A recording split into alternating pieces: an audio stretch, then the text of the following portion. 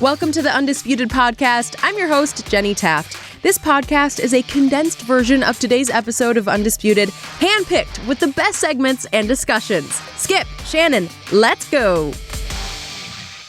Tom Brady made his preseason debut in a Super Bowl rematch against the Eagles last night. The 41-year-old actually played the entire first half, and in his first series, he was a perfect 5 for 5, Rob Parker. He threw a touchdown to Chris Hogan. Brady added another TD to James White. He finished with 172 passing yards in the win. The Patriots are the overwhelming favorite to represent the AFC again in the Super Bowl, but Adam Schefter is reporting that their first-round pick offensive tackle Isaiah Wynn went down last night with an Achilles. He is out for the season. So we're going to bring in right now former NFL running back Rashad Jennings.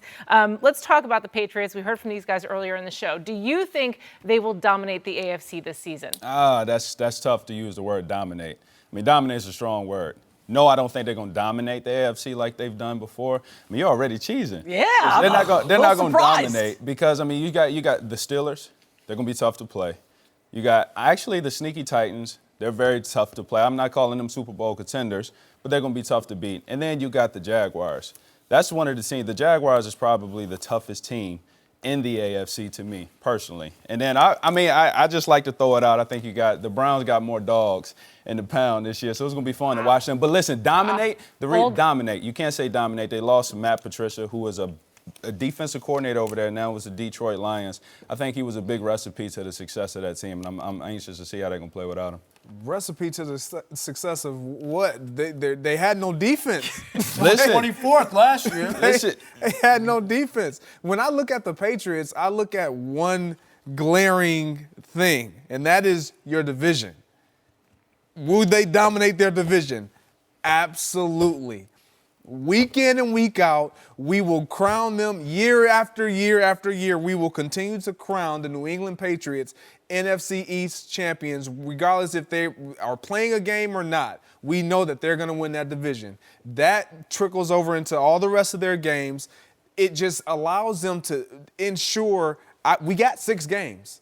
We're guaranteed, and you know better than any other person up here, outside of myself, nothing in football is guaranteed. Nothing. But the New England Patriots winning the AFC East, that's guaranteed. Listen, but 9 straight. That's guaranteed. I mean, beating the Bills, beating the Jets, yes, the Dolphins. And the Dolphins. I Yes. get that, but we're talking about the whole entire AFC. We are. I can't say the word dominate. We are. They have Jacksonville early. They have the Texans early, first 2 weeks. So when you get teams early and they're not a solid veteran team that understands winning and how to win early and what it means to win early and late, you can catch them slipping. And I don't think we'll see the Jacksonville Jaguars coming out with guns blazing. First like place they did schedule for the end. Jags. They also have to face Deshaun Watson twice, Andrew Luck twice. So that division's brutal. But where I keep coming back to, Rashad,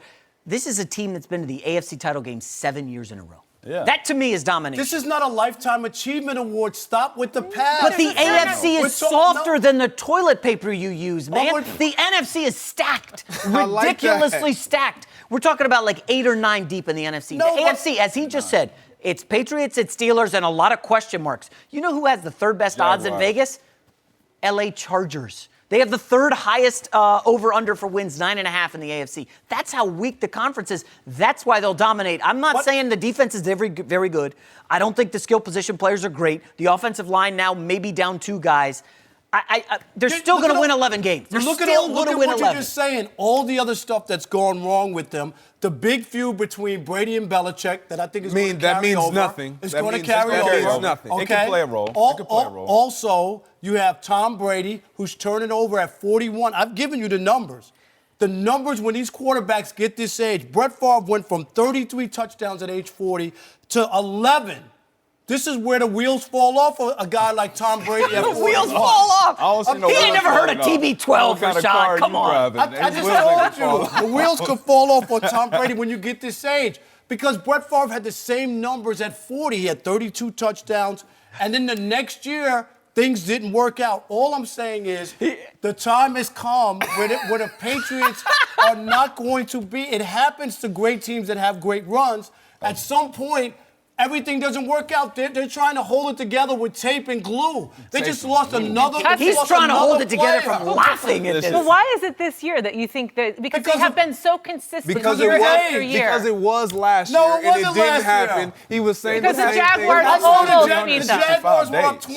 20-10 in the fourth quarter in New England. So But you- New England did what New But did England they does. win? No, they didn't win. Okay. All right. Listen, How many yards Tom Brady throw for in the Super Bowl? 500? How many points did he leave on the field? This guy's saying Did he anything turn the right ball now. over? He's firing on all cylinders. Listen, so again, it's not necessarily about what the Patriots are doing is why they would dominate or not. We got to think about and account how good these other teams are that we mentioned. Like, it's not, they're not the big brothers that you only can allow the little brothers to play. These dudes out here balling. You gonna tell me that the Pittsburgh Steelers, they gonna dominate them? Is that what you're trying to tell me? I like the Steelers a lot. I still am angry at them for choking against the Patriots last year in the regular season. Cost them home field advantage. But listen, we talk about locker room issues. Where's Le'Veon Bell? He's up in the strip club. If we go off you know, strip club. where's the defense on the Pittsburgh Steelers? We go off what history has told Garoppolo, us. They Dayton. have dominated the Porn Steelers. stars. Garoppolo What's the issue? If we go off what history has shown us, they have dominated the Steelers when it counts. This Big year. games. Is it y'all think they're gonna dominate this year? Dominate. We use the word. I'm going back to the word. We didn't talk about how good they're gonna be, how consistent they have been historically. We said the word dominate this year. So what do you want to put? 11 wins when we equals say domination? 12? Let's What you want? specify. Let's break it down. Will they win the AFC conference? Now we talking. I still say, that's tough. That is See, I tough. can't come off the back and say they won't dominate. I can tell you that right now. They ain't gonna dominate. But will they win? It's between three. I got between three teams, and they're one of them. Let's define the word dominate, because it's not like they're going to beat their opponents by 20 points every week, but they're going to have a double-digit win record. They're going to win. Are they? I think They they are. are. I know that you Are don't, but they? they're going to They win the are. AFC East, and they're going to make a deep playoff run. That's domination. is it That's not? dominating. Yeah, that's dominating. I'm saying that's not going to happen. I think everybody lives Because in the past Tom on the Brady Patriots. is turning 41. I gave you the numbers. That On that's- quarterbacks, I've given you the He numbers. was so excited about that stat too Because this it's- morning. He's and like, I You got think gold. he has like a dozen quarterbacks who It's, fell off a cliff? One guy, Brett Favre, that's it. No, Brett Favre and Peyton Manning. Peyton they Manning both- had the neck they surgery. both fell Broken off. neck. Yeah. They both fell off, and I'm telling you, at that age, and you he know said, that? we're the analysts that he don't changed. want to do the work. He just brought up One guy. He's 41 guys. So his wheels are gonna fall off. Yeah, 365 days to do it to you on it. I just think that everybody, it's so easy to just pick the Patriots all the time. Everybody does it every year because it's just easy. I'm saying take a real look at where they are, what's going on. He just had another injury. They're trying. They're a mass unit. And then they got Tom Brady. Look at the receivers that they have. This isn't the same team that won the Super Bowl a couple years ago. It's not. It's never the not the same same team with team. them. But I they think have that's found what ways to make it work exactly. Thank every you, year. James. That's what's so impressive. That's what has made them dominant because they have revolved players and brought players in and out and in and out, and they have consistently done what every other organization is trying to do. Win. Does the well ever run dry? It does. And I'm Eventually. predicting that the well's going to run dry finally. But you're That all- backing it up with nothing. No, I'm not. No, I'm telling you that usually when a great Tom team... Brady's going to throw for 11 I didn't say that. I didn't and say 19 that. interceptions. But usually when a great team, when it's all over, it's never gradual. It's one day you're in the Super Bowl and the next day you're not in the playoffs. fall off the map. That's the way it happens. It's not 11 wins, 10 wins, 9 wins. It's no countdown. 1 year, things don't work out your way. That field goal that you always made to win the game cost you a game. Tom Brady goes out for a pass. He misses it. Tom Brady in the fourth quarter gets strip sacked and loses the Super Bowl. That's what happens. And I'm telling you, at 41, Tom Brady will not. He won the MVP by default. He did. Tom Brady's not that same guy. James White should have won it. As the Jennings said earlier in this segment, nothing is guaranteed in football. But when you look at statistics, how many years has the Patriots been there? All right, we're talking 2 decades of dominance, Rob. And all of a sudden it's going to fall off because one guy turned 41. Remember when they lost Brady to injury in week 1? Yeah. Matt Castle steps in. How many wins they get that year? Did they make the playoffs? How many 11. wins? How many I wins? think it was 11 wins with a 11. backup I quarterback think it was who 11. never Did played. they make the playoffs? They won 11 games. Did they make the They did playoffs? not, but they won Oh, 11 games. Took them a while to answer that, didn't it? It's a fact. They won 11 games and Did they they missed is the it about playoffs. winning games or making the playoffs? I think it's both, right? No, it's about With it's a about making backup the quarterback, playoffs. they exceeded That expectations. organization is about playoffs. Come on. Yeah, with the Patriots is about playoffs. With a backup quarterback? Yeah, with backup quarterback, it doesn't matter if you're a Matt backup or Castle, not. when Brady goes down, no expectations that they would even win 11 Why? games. Matt Castle was unproven. He won. So do you he think did it's nothing in it's college. Tom Brady or do you think it's the system then? Because now we're getting to the good question. Because apparently We're getting anybody to the can good come question. in. Rashad, do you have more time for us? I do. Don't go anywhere. Stay with us. We got more. Are we seeing a new and improved Odell Beckham, former Hey, teammate, my guy. after saying he's not concerned about a contract extension? We're going to discuss that one next. No mercy. Odell Beckham Jr. is about to get paid a lot of money eventually. Beckham said yesterday that he's not concerned about getting a new deal, adding, quote, "I definitely think it's going to work itself out. It's a matter of time, just like everything in life." Beckham really seems to be saying the right things this summer, adding that getting better is, quote, "all I'm focused on." All right, so we are joined once again by Rashad Jennings, former teammate of Odell. What is this Odell Beckham Jr. that we see? Give us is some this insight. a more mature player? This is Odell Beckham Jr., the guy who's always been there. I personally believe in this type of situation, I mean, I obviously came in as a rookie, watched him be able to grow. Well, I was there when he first got drafted. This guy is one of the most hardest working guys you're going to see. All these acrobatic catches, he practices them. He's the first out there on the football field, catching passes, 100 off the jug before practice starts. It just so happens that the camera falls in love with him on all the other antics, all right? Now, this, I wouldn't say is a different Odell. I think we're just highlighting something different of Odell that we aren't accustomed to putting on TV. You're seeing a guy who wants to put the team out there. He wants to win. He wants to help. And he wants to be the best player that he could possibly be. He's always been that. Yes, he does get excited. That's his passion. And nobody's ever discredited him for that or faulted him for that. That's played with him because we know what kind of person he is. So to me, I don't see anything different. I think everyone else is seeing something different. I'll say straight up, I have no issues with him wanting to get paid and get every nickel that he can, demand or command with his talents. But the change of him, like he's matured or something, that's only because he has to, because he knows that he's not getting this deal that they thought that they might be able to work. So to cry and complain about it or make us think, it's not going to get you the deal any faster or sooner. So I think he's basically been forced into this to just say, it's going to take care of itself. I have to live with it. I'm going to go out and play. He was hurt last year. He needs to come out and have a good season. If he plays well, he's going to get paid. So just go play. Somebody probably told him, stop with the contract. You're not getting it. You're not going to be the highest paid receiver and all this. So just go out, play football, do what you do, and you will get paid. So I think he's been forced into it, not that he's made some mental note and said, well, I've matured now and I'm not going to talk about the contract. But that is Interesting maturing, isn't word. it? Isn't it kind of reading the situation and saying, you know what? But I think he was forced in it in that he realizes he's not getting it. So I'm just saying he's not going to make a stink that he was talking about it all the time before how he wanted this contract. Yeah. I just think he realized it's not happening. It's dumb to talk about. We use some interesting words around here. First, dominate, and now forced. We think he was forced to say that. Well, Rashad, I mean, before the draft, we had Adam Schefter reporting Odell Beckham's getting traded. And that's because of the antics. And let me start here. Odell Beckham, obviously very talented, one of the best receivers in the league.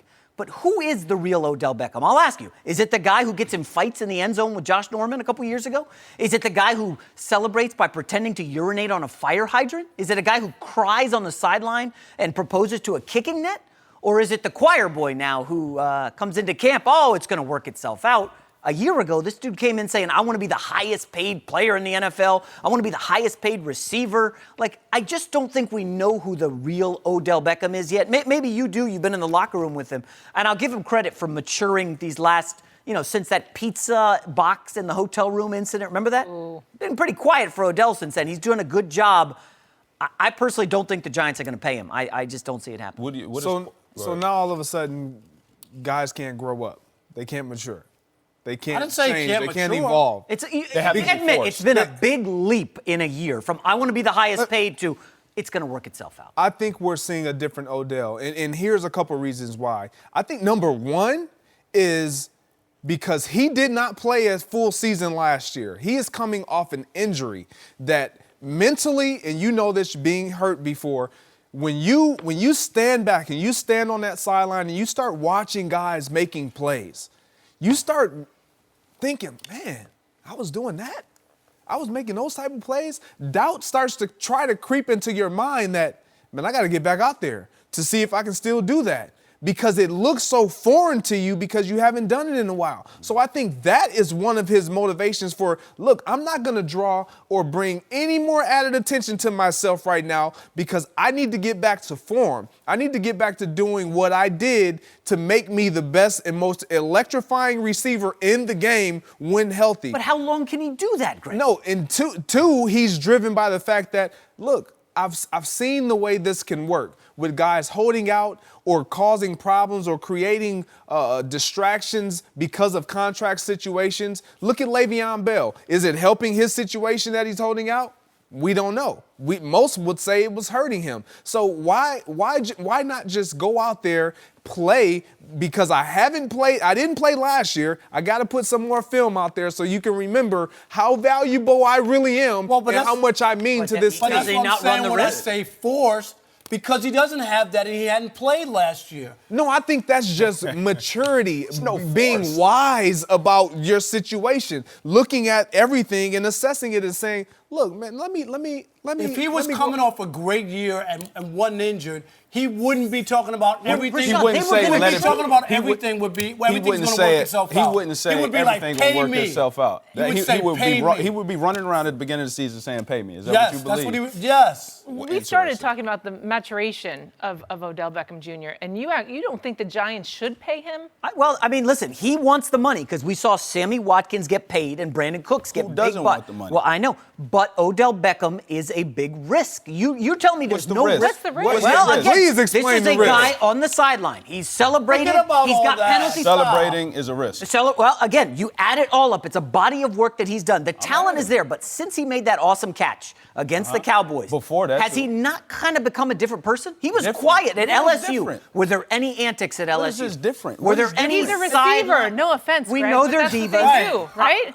Listen, No offense, if there was no risk, Rashad, would they not have already paid him?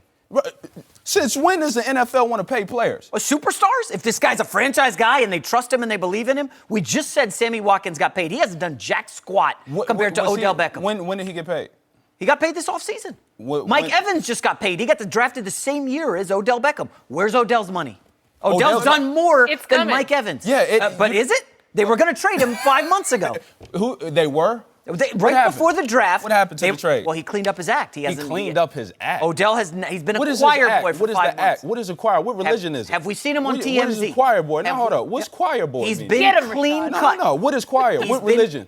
Religion. He's been I don't know a choir choir boy. without- He's kept in line. He's a good. Kept in line. He's a good soldier. boy. Yeah. He's a good. He's he's been a good great. soldier. Not on TMZ. What are you talking not about? partying. Not up in the clubs. Why weren't they paying him? First of all, what's he's what's coming wrong off with an injury. Yeah. That's why. That's why he ain't Come getting on. paid. What does injury matter? Yeah, Sammy it Watkins is hurt every year. Brandon Cooks got knocked out of the But Super you're Bowl. not talking about paying Sammy Watkins the most money. Neither of those guys. As a receiver. Neither of those guys are in Odell receiver. Beckham's class. He's a top 3 receiver in the league. Those guys are not.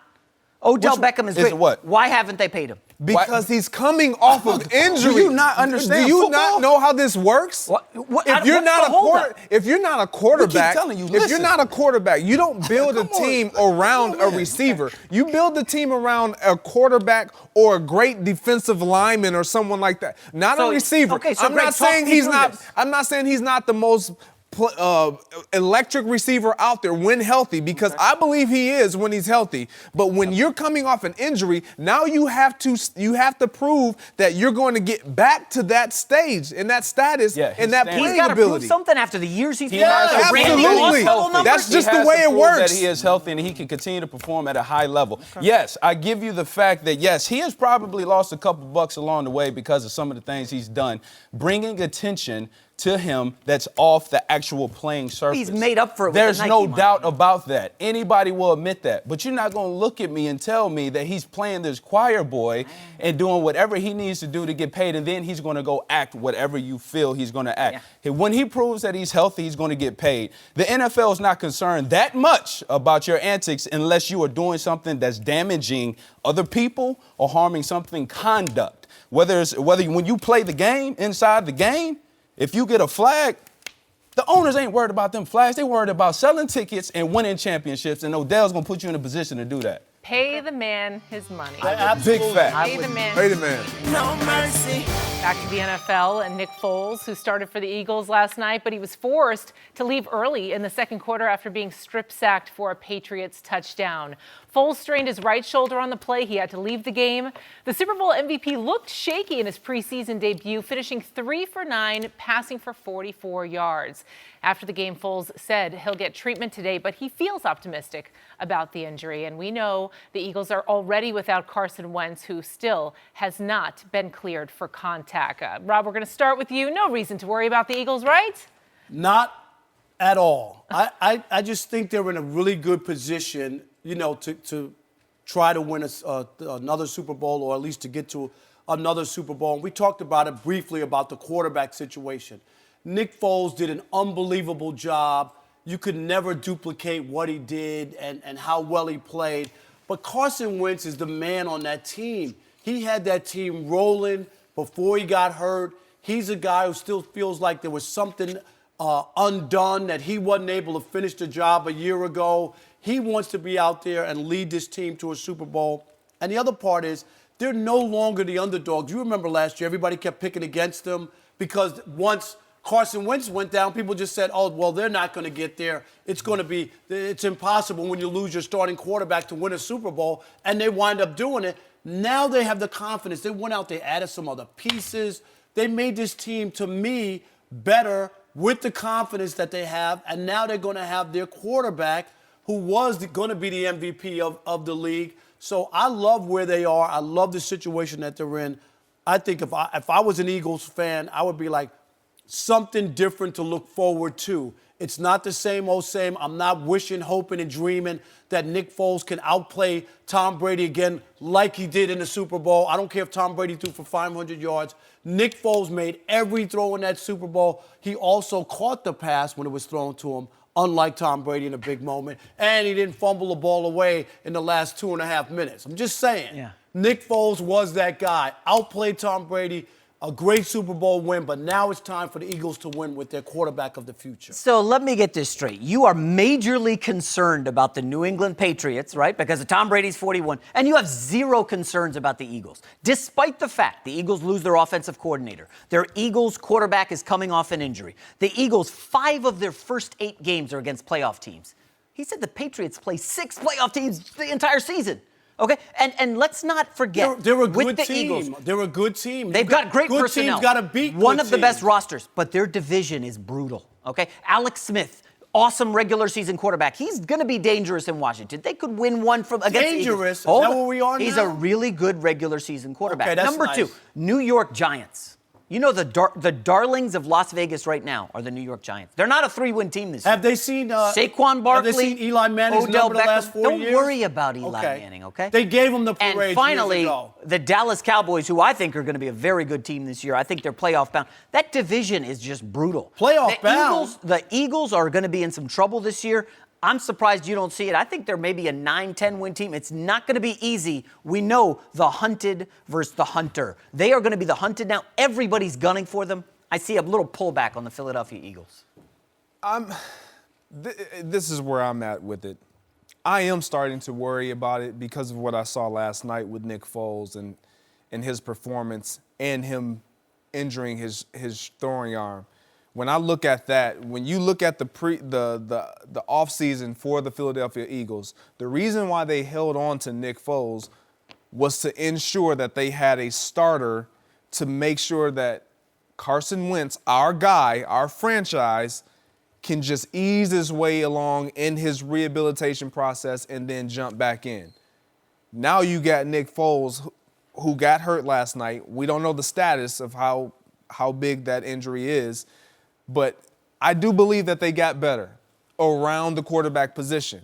However, when you look at inserting a Nick Foles and he knows I'm the second guy, I'm coming in at an already rolling team, that's a different position than saying you're the starter week 1 of the NFL football season for the Super Bowl champion Philadelphia Eagles. I don't know if he can get it done the way he did inserting into a second fiddle role. It's a big difference. Many people don't think so, but when it's all on you from the outset, we're expecting greatness right away. What we saw in the Super Bowl, what we saw with our own eyes, how you say he outplayed Tom Brady, we're expecting that Nick Foles come week 1, week 2, however long it takes I'm for not Carson expecting Wentz. it. I don't think that he can duplicate it. I think that's why I think the Eagles have an advantage, is that ultimately, I don't know what week Carson Wentz is going to be ready to play, but if you have to give him a game or two, you just need him to hold it together so that they're not 0-3 to start the season. Play well enough to be 2-1 or something like that, and then Carson Wentz can get in there. And as we saw, you want to be hot late than early. Not to be in a big hole, but you want Carson Wentz to be ready when the time comes and you get closer to the end of the season and the playoffs and have this guy. I saw enough of Carson Wentz to believe in him that if he's healthy, he's going to be able to do and deliver what they need him to do. That's why I think they have a great shot, because it's not a hangover. It's not the same thing. It's not pie in the sky for Carson Wentz to play well.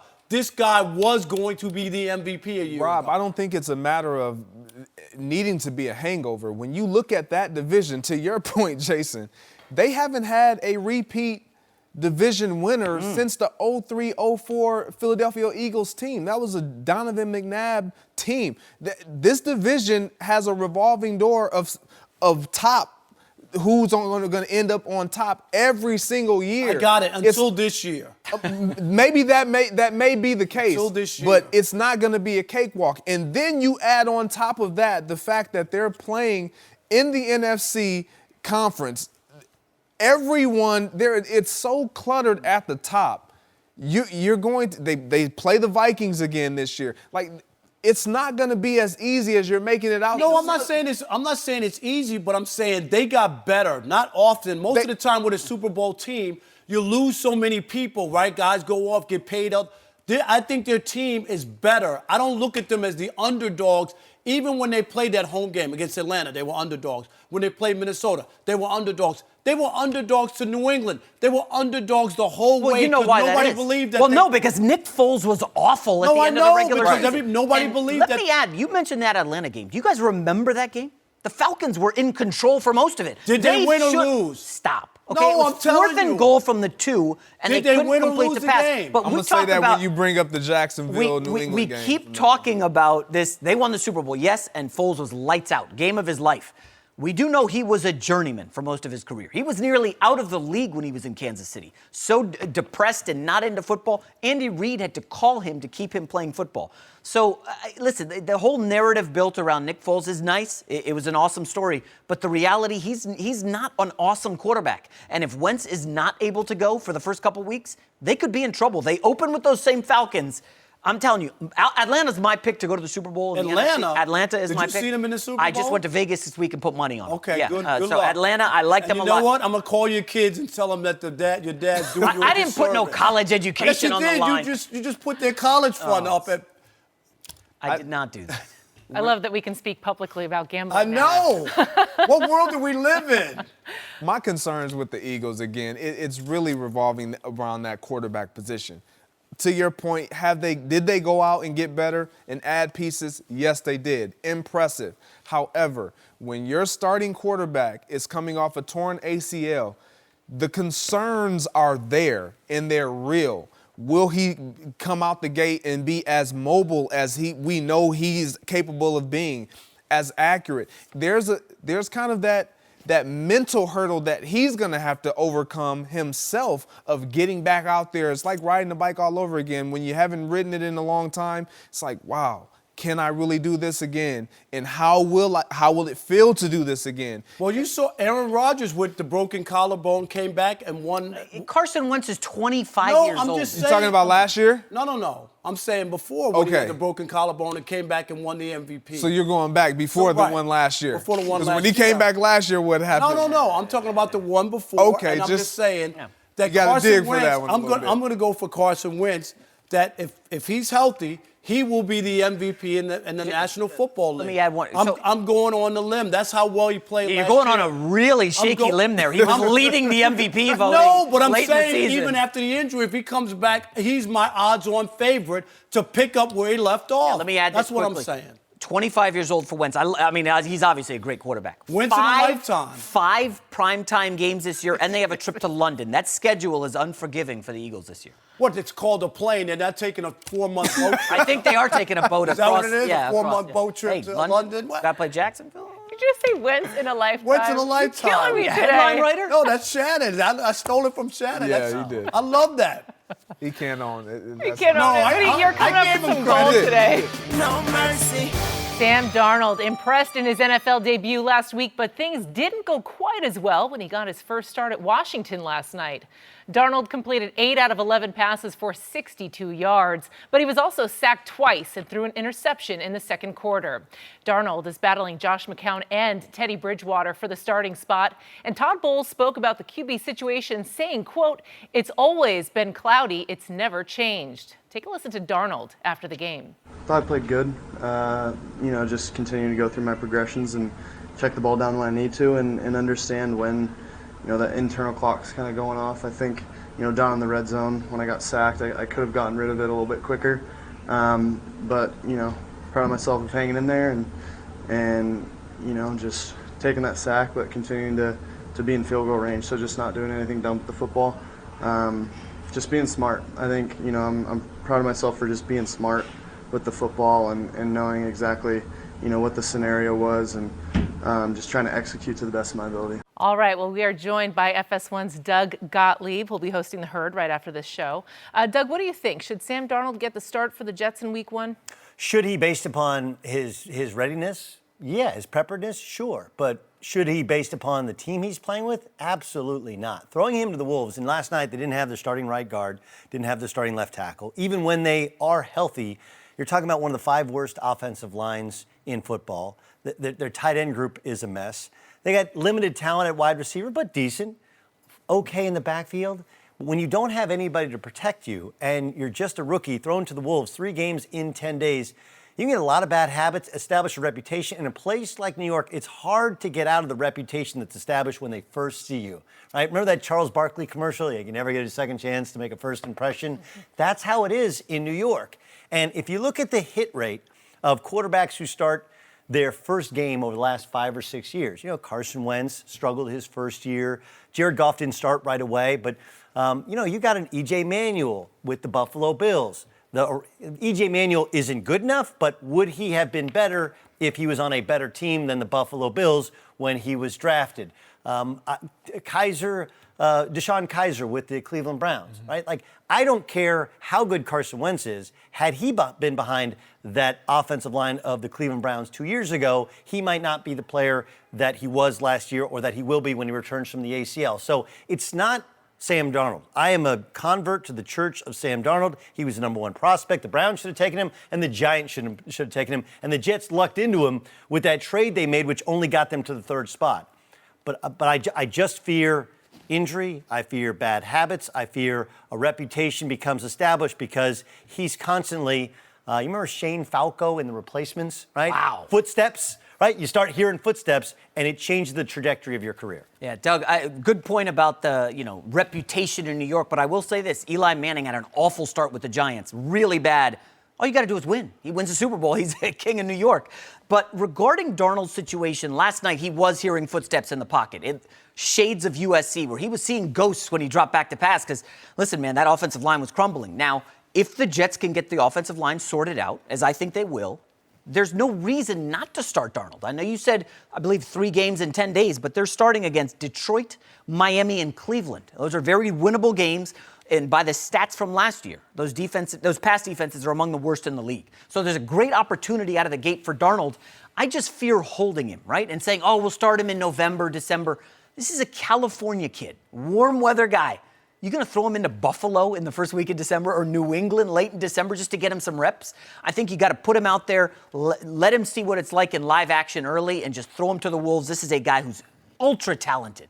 I mean, I keep going back to that USC Rose Bowl when he was a 19-year-old and he just lit up Penn State in the fourth quarter. I believe 17 unanswered points. And you just put him in New York against bad teams early. I think Darnold will be fine.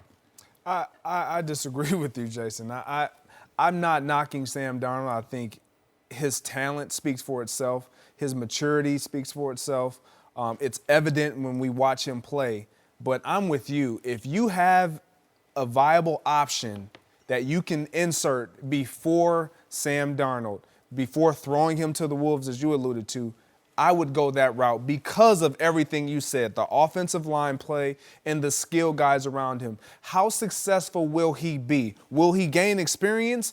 Absolutely. But experience when you've been tortured, it's almost worse off than just having a good experience when you at least are not being tortured. So for me, I don't think you start Sam Darnold. I think you allow him to be the guy that you turn to, which makes him look even better, like a savior. Like it gives your fan base something to look forward to. If McCown doesn't work out, so what? This is why you drafted Sam Darnold. Insert him now. But to start him off right away, I just don't see it. I think the Jets have been kind of fumbling ever since he fell to them in the draft. They weren't really ready for it. They didn't know what to expect. That's why they had Teddy Bridgewater already in place just in case they didn't get a quarterback. So I just think you have enough in front of Sam Darnold to let him wait. No, I'm ready. Sam Darnold should be the starting quarterback from day one. Here's an organization that just can't get it right. Enough with the also-rans and these quarterbacks who will get you nowhere. Doug, your points are all great. At some point, Jared Goff with the Rams got killed. Got absolutely killed his first year. Most people thought he couldn't even play, right? Because of everything that went on. And this guy went on last year to light it up. I'm not saying put Darnold out there to get hurt. But if I'm the Jets, I finally got a quarterback. Been looking for a quarterback since, I don't know. Forever. Is it Joe Namath or Richard Todd? I mean, it's been forever since they had a quarterback. Here's a real quarterback. I want to put him in, give him every opportunity to start winning now. And you know what? If it gets too tough in there, then I'm going to have to make some moves to shore up that offensive line or put a fullback in and protect him and just say, I don't care. Stay there and give this guy an extra guy to do whatever it can so this guy can play quarterback and finally turn this franchise around. That's where I'm at. All right, there's 2 different parts to it. The first is, like, let's look at Russell Wilson, for example. Like, Russell Wilson was a guy, a 3rd-round draft pick, who succeeded as a rookie. Dak Prescott succeeded as a rookie, but what did they both have? They had offensive lines. Right. Remember, And a lot of college experience. And a running back. Right. All of these things that they don't have. Like Russell Wilson, his first year in Seattle. Do you know he threw for less than 200 yards 9 times? 9 times. He was just they had to manage the game. And yet they saw, hey, we got something in this guy. You don't have that in New York. We'd all agree, I mean, especially your team, the Jets, you don't have The that. running back situation is murky. Additionally, you mentioned shoring up the offensive line. What's the best way to do so? Okay, what assets you have that you could build up and that you could ultimately move for a player or for a draft pick? Teddy Bridgewater. Right. Teddy Bridgewater is going to get flipped. It's a great move. He's their Sam Bradford, right? Because I know one GM who I talked to last night was like, man, I'm excited to see Teddy Bridgewater because I might not need him as a starter, but I could have him as my backup to eventually be my starter. He has value on the market, and you have the chance to drive up his value if he shows he can survive a regular season game. The last part is, once you start Sam Bradford, you cannot pull him. Right? This is, you can't start a kid and then have him sit. That whole thing just doesn't work. I mean, I know maybe it worked in Buffalo with Tyrod Taylor, but ultimately that relationship was going kaput. So what is the rush? The Jets aren't going to make the playoffs this year. Do we know that? Are they going to make the playoffs Yes. this year? What? He was talking him up earlier, Doug. We didn't make the playoffs. That was on with the other They're going to steamroll the Patriots. He's also the only guy that thinks Tom Brady stinks, right? Too. So I love you, but they're not making the. People were surprised they won 5 games last year. No, they were supposed to win 2. They did. Right. They overachieved. And look, if you're Todd Bowles, you're trying to keep your job. You're more likely to keep your job if you start the vets early, and then when you need some hope, What if you plug catch them in lightning late. in a bottle with this kid and he's that guy? He is that He's guy. that next No, guy. listen, No, he is the guy. But the best way for him to be that guy is to get him an offensive line, to get him a running game. The best way to do that is buy him some time, allow him to see other people play. You're going to get him some experience this year, but if you build up Bridgewater becomes the trade asset, which gets you either a player or maybe better, a pick, probably a second, maybe a third-round pick, that you build up the talent. So when eventually he's the starter next year, and there's no question, he's still got McGowan, the perfect backup, but he has a legit offensive line and a legit chance as they're going to add some pieces also. This is what happened with Carson Wentz in Philadelphia. Remember, they drafted him, said we're sitting him the whole year. And then there was another injury in the league, and they shipped Sam Bradford out of town, and all of a sudden, Carson Wentz starts. I think they went 8-8, something around that his first year. He was fine. Second year, he makes the massive leap. I don't see what the holdup is. I mean, if Carson Wentz can do it, other young quarterbacks can make the leap. What's the holdup? I know you want to wait, Greg, and say, Aaron Rodgers waited. There's no perfect scenario where everything's going to always be or work out. I mean, there's just none. There is no perfect scenario. There are perfect examples on both sides of this. If you look at Andrew Luck in the situation that he went into in the Colts, he didn't have an offensive line in front of him. What happened to him? He made the playoffs 3 years in a row. They did. He did. He actually won 33 games right, the first 3 absolutely. years. It kind of hurts your argument No, there. No. It's not hurting my argument. What I'm saying is it could work out, but he took a beating, and now where do we see him? Injured. So I don't care how good he looks right now. It's great, but he doesn't. Andrew Luck had a lot more pieces from the skill positions around him. Sam Darnold does not have this. And so for him to just get thrown in there, yeah, it's exciting. It could be lightning in a bottle, but it also could blow up in your face. And to your point is what I've always thought. You then have nothing to move forward to. You can't pull him once you start him. You have nothing to excite the fans if you're losing. Yeah, we're losing, but we got Sam fine. Darnold Let's go to in there. his Jared Goff Jared argument. Goff was terrible. There was nothing to be excited about the number one pick, yes. Jared Goff. He was 0-8, Terrible. I think, as a rookie. And then it's like, boom, they get a new coach. Boom, they get this player. Bang, they're in the playoffs. Right. Like But they also had to fire their coach and completely change their culture. Hey, Todd And if Bowles you're- has been there. He and hasn't if won you're- jack squat. And if you're Todd Bowles, are you all look? The name you're looking for is David Carr, right? That's the guy who was the number one pick, who heard footsteps. He got crushed his first year. Oh, yeah, I he mean, a record number of sacks. But he was never in the Sam Darnold category of No. prospect superstar.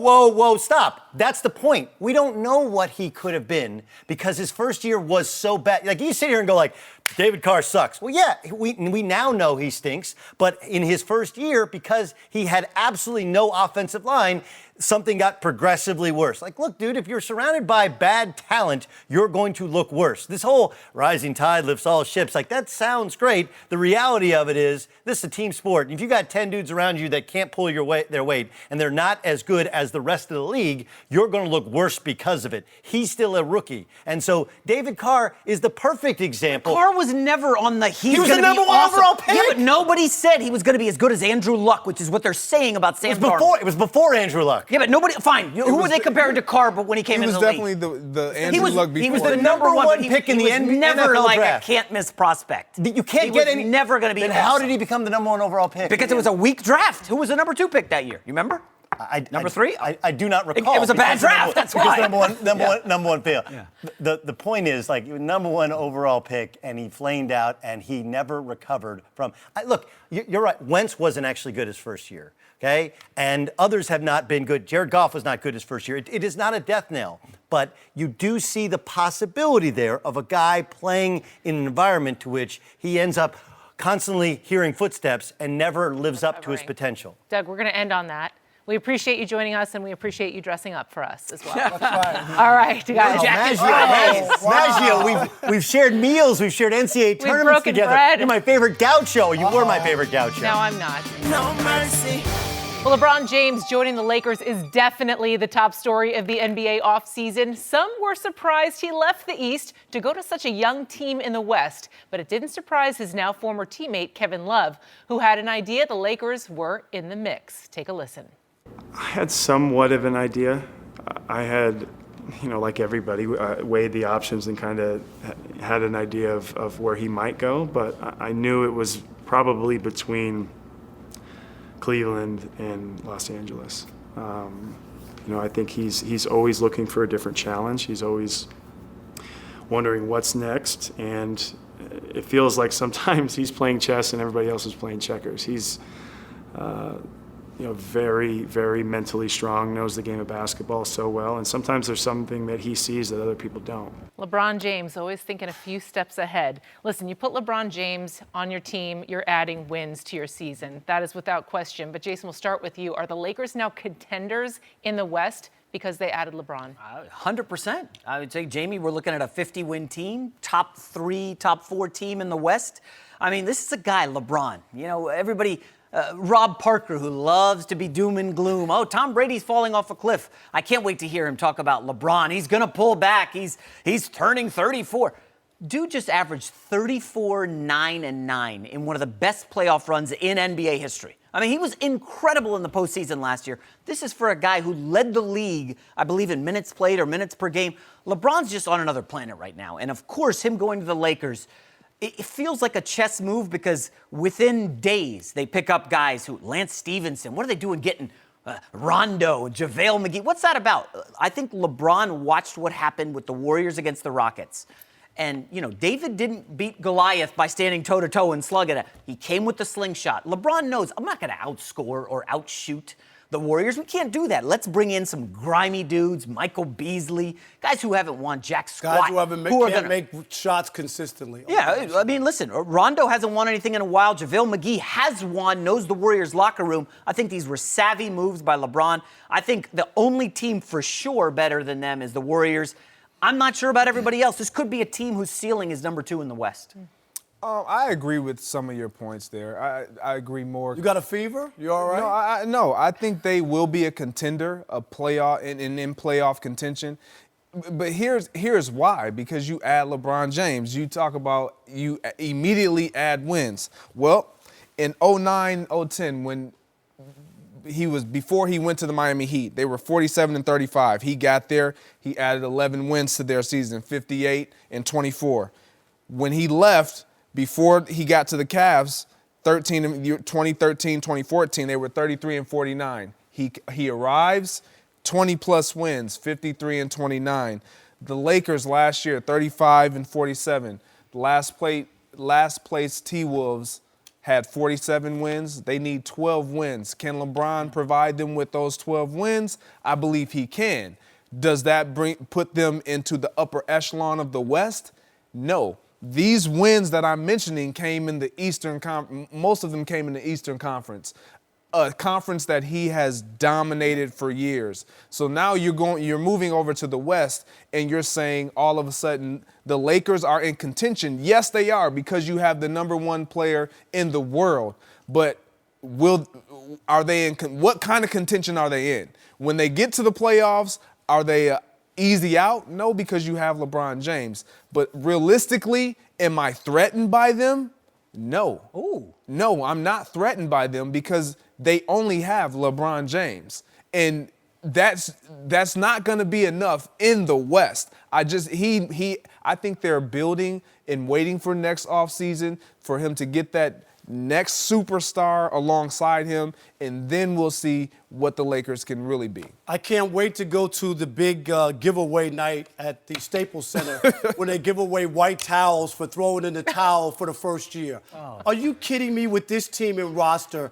Everybody say, oh, they're a top 4 seed. Oh, they're going to get home play. No, they are not, Jason McIntyre. No, even with LeBron. I'm glad you brought up the Eastern Conference. Even in the Eastern Conference, that Cavaliers team last year, which was so bad, is better better than the team he's playing with now, and he's playing in a tougher conference than he did. He struggled with the Pacers. Oladipo and who? 7-game series. Boston with missing 2 stars, 7-game series. Yes, they rolled over Toronto, but everybody does. My point is, this is not a great team yet, and LeBron has given up the first year. They might be a 7th, a 6th, 7th seed, get knocked out in the first round. Maybe they get to the second round. I could see them getting knocked out. Here's another thing. This team that LeBron just joined. Last year, against the Blazers, the Wolves, the Jazz, and Pelicans, and Clippers, this Lakers team was 1-16. When you take the Clippers out and just go with the 4 playoff teams, they were 0-13 against them. So now you're asking LeBron to come in and do what? Win 20 more games than they did a year ago in this conference? It's not going to happen. You're asking for way too much, even as good as LeBron is. And yes, I'm going to give you, you just talked about it, all the minutes that he's played, it's going to catch up. It catches up to everybody. LeBron James, for 6 weeks during the regular season, had the worst plus-minus defensively. Is he the same player defensively? Not at all. Even last year in the finals, when Kevin Durant's going off, LeBron doesn't even switch. He refuses to even switch on him. He just goes, go ahead, Rodney Hood or George Hill or somebody else, anybody but me. I'll just stay over here and do this, whatever I'm doing, because he knows that he can't even defend Durant. Okay. So this whole notion that he's going to come, they're going to drink a magic formula, and all of a sudden be the top team out west is comical, is ridiculous, even as great as LeBron James is. Okay. Where would they He's finish not that then? guy. Where would they finish in the West? 7th or 8th. Bottom. 6, 7, 8. Yes. 6, 7, 8. 6, 7, 8. Just, first of all, how much time do I have here? Because I need to destroy this nonsense these guys are talking about. Okay, first of all, LeBron's never finished below a 4 seed in the playoffs in the East ever. So this idea of him being 6, 7, 8, East. this idea of him being 6, 7, 8 is laughable. Okay, first of all, Cleveland Cavaliers roster last year better than this Lakers? Absolutely. No way! Yes. No, Rob, I'm going to start There's calling 5 you or 6 guys Dr. on Doom there. because you're so negative. There's it's 5 or 6 guys who won a That Cavs championship roster on last that year roster. was a joke. No, it wasn't. By the way, it was overhauled mid-season because it was so bad because LeBron wasn't playing defense because he wasn't interested in this team. The Lakers he roster needed that he Isaiah just Thomas joined to get the won hell out of 35 town. games, Greg, so and the they didn't even make the playoffs. Next note, great number with the Timberwolves winning 47 games in the West. They were the last seed. The 3rd seed won 49 games. It was a huge logjam. So this idea, guys, that all of a sudden LeBron's going to go to the West, he's going to struggle against mighty Portland. Oh, I love Damian Lillard. And Anthony Davis and who? Okay? And the Denver Nuggets, who a producer here loves. Guys, we're talking about a bunch of teams with good players. LeBron is an all-time great. Brandon Ingram his game is going to get so much better. Did he struggle against Boston with LeBron James, and they had no stars on the Boston Celtics? Did they struggle? LeBron. Did they struggle? It was like Michael Jordan early in his career playing with nobodies. He couldn't get to the finals. How could you say LeBron did that nobody? last year. What do you mean nobody? George Hill, somebody? Kevin Love won a Tristan championship. Thompson? I mean, come on, They all stop. won a championship. Because of LeBron. Rob, This you're is- losing your mind. This is what I think you're missing, Jason. This is the first year that we're actually going to give LeBron a pass.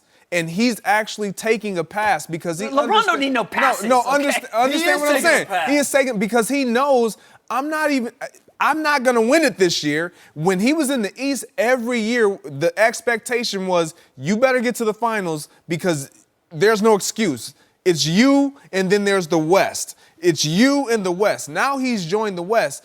This is going to give him a chance. What I believe, if I'm foreseeing the future and foretelling the future, he's going to get rest for the first time in his career because he's not going to go deep into the playoffs. He's going to have a longer offseason. He's going to be able to recruit another player and bring him on for the following season. So I think they'll be a relevant team this year and a actual contender to win it all the following season. See, I look at it as, I think people think, oh, well, he's going to win in year 3 or 4.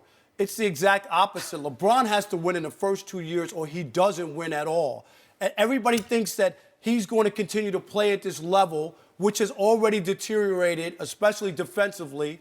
And so if he doesn't get it done, that's why this is so weird. But I think LeBron is thinking he don't want to take any more L's in the championship. He's already got 6. So now by coming to the West, Yes, Rob. coming to the West, He's either going to beat the Warriors and have a chance to win a championship or not get in and not get another L. I don't think LeBron wants 9 losses in the championship. So wait, That's are you why. saying they're going to wave the white towel that you're going to the giveaway night for? Yes. Are you saying that LeBron's going to compete against the Warriors this year? No, he's already waved the towel this year, which is so shocking that a guy at his age and as many years is saying, who was once chasing Michael Jordan and the championships, has basically said, I'll take a mulligan here, and I'm not going to try to win. You see this card? This is logic. It's just getting tossed out the window with you. I mean, you're losing your mind here. Have you looked at the Vegas numbers? I don't for care what over-under Vegas. wins for the Lakers. This guy just it's got higher back than from the Vegas, San Antonio Spurs. That's nice. Why would you sell LeBron short?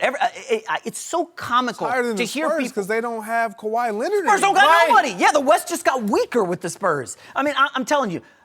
LeBron James and the Lakers are going to be fine. Kyle Kuzma's game's going to be raised. Brandon Ingram, year 3. Do you know Brandon Ingram? People want to take shots at him. His first year, he played with D'Angelo Russell, rookie point guard. He didn't want to pass. Last year, he played with Lonzo Ball, rookie point guard. He didn't really know what he was doing out there. Finally, he's playing with somebody who gets it. You were the same guy who said Paul George was coming to L.A.? Because that's different. No, it's I not. miscalculated. Here's what I miscalculated. That 2 weeks before July 1st, Kawhi Leonard was going to say, I want out. As soon as Kawhi Leonard said he wanted out of San Antonio, the Lakers just stopped recruiting Paul George. Just said, why would we want him? We could maybe get Kawhi. You just said maybe. We maybe could get Kawhi. They made it. We maybe. They were gunning for Paul Kawhi George Leonard. talked about coming home for 2 years. And the Lakers kicked him to the curb because wouldn't even take a meeting with Magic Rob, Johnson. You were wouldn't in even high take school. a meeting. You were in high school one day, and you have a girl who wants to go to the prom with you. And all of a sudden, the homecoming queen becomes eligible, and you're like, oh, I kind of want to go for the homecoming queen. That's what the Lakers were with Paul George and Kawhi Leonard. And they decided we're not going to trade for Kawhi. We're just going to stand pat. And next summer, maybe we get Jimmy Butler. Maybe we get Kawhi. Maybe Clay. Where are you saying that they finished this year? 50 to 53 wins, top 3 in the West. Book it. And what happens in the playoffs?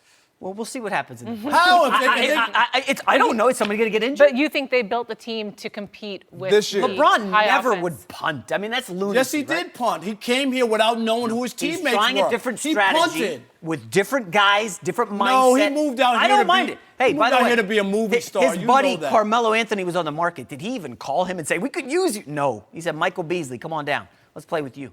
I'm telling you, there's a method to LeBron's madness. Michael Beasley. I trust LeBron. Yeah, I trust guys like Tom Brady, Bill Belichick, and LeBron, winners, guys who know how to win and deliver. Is that what the chess match comment was about? Was about putting the pieces together to compete with the Warriors? Or was it about getting in Los Angeles and positioning yourself to be closer to your businesses and life after basketball? Can it be both? No, it can't be both. No, it can't No, I be. think it can be both. He's a player. If I'm a fan, I want this guy to concentrate on playing basketball for the next 4 years. The first thing he came out here is he announced 3 or 4 deals that obviously were in the works before because they turned around so quickly. So he was focused in on coming to L.A.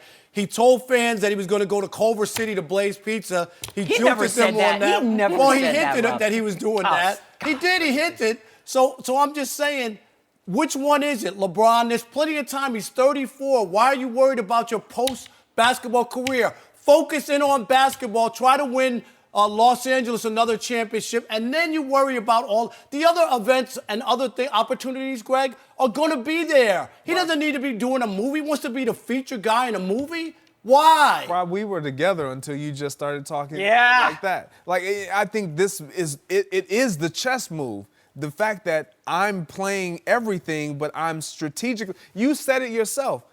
These things were already in the work when he was winning. When he was losing a championship. When he was winning in Cleveland, they were losing. Things were already in the work. This didn't just start because he came to LA. It was already taking place. That's the chess move.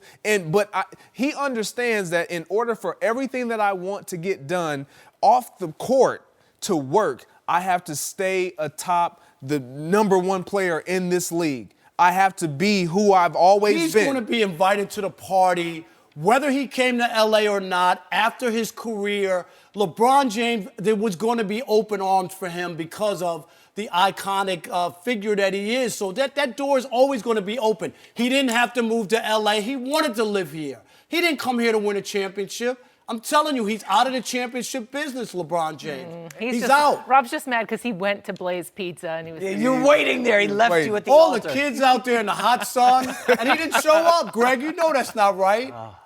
Can they put more cheese on that pizza? Better put some respect on LeBron's name. I mean, seriously, Rob. No mercy.